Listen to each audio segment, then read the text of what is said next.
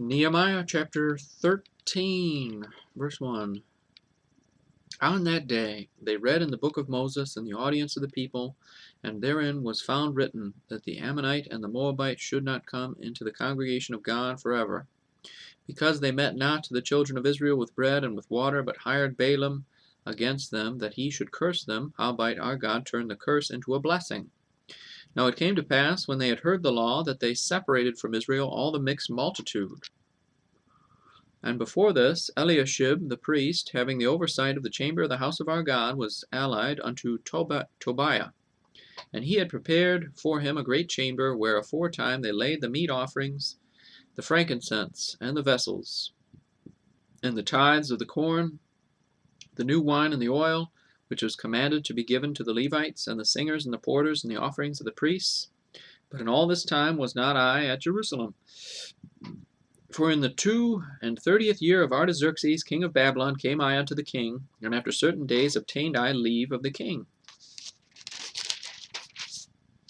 And I came to Jerusalem, and understood of the evil that Eliashib did for Tobiah, in preparing him a chamber in the courts of the house of God. And it grieved me sore, therefore I cast forth all the household stuff of Tobiah out of the chamber. Then I commanded, and they cleansed the chambers, and thither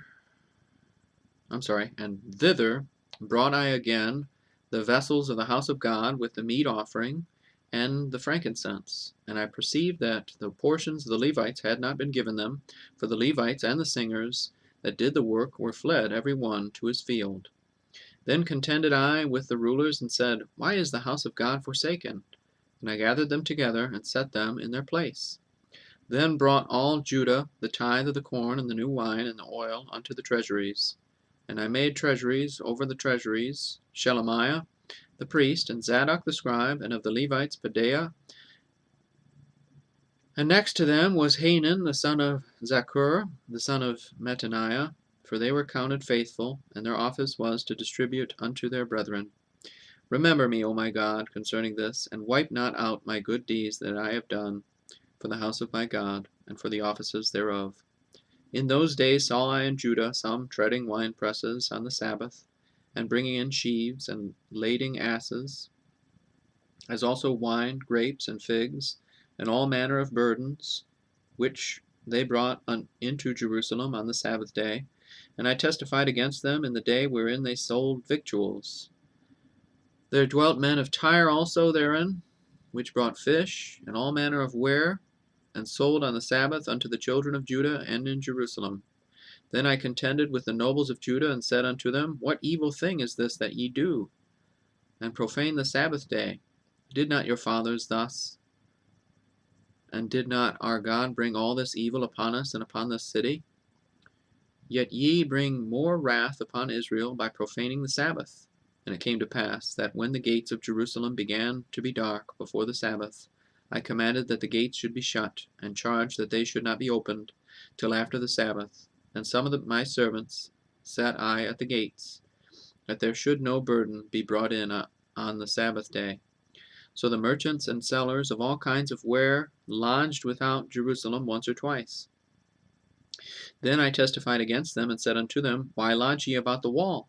If ye do so again, I will lay hands on you. From that time forth came they no more on the Sabbath. And I commanded the Levites that they should cleanse themselves, and that they should come and keep the gates, to sanctify the Sabbath day. Remember me, O my God, concerning this also, and spare me according to the greatness of thy mercy.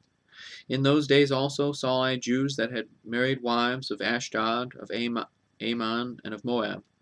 And their children spake half in the speech of Ashdod, and could not speak in the Jews' language, but according to the language of each people. And I contended with them, and cursed them, and smote certain of them, and plucked off their hair, and made them swear by God, saying, Ye shall not give your daughters unto their sons, nor take their daughters unto your sons, or for yourselves. Did not Solomon king of Israel sin by these things? Yet among many nations was there no king like him, who was beloved of his God. And God made him king over all Israel. Nevertheless, even him did outlandish women cause to sin. Shall we then hearken unto you, to do all this great evil, to transgress against our God in marrying strange wives? And one of the sons of Joiada, the son of Eliashib, the high priest, was son-in-law to Sanballat the Horonite. Therefore I chased him from me. Remember them, O my God, because they have defiled the priesthood and the covenant of the priesthood and of the Levites.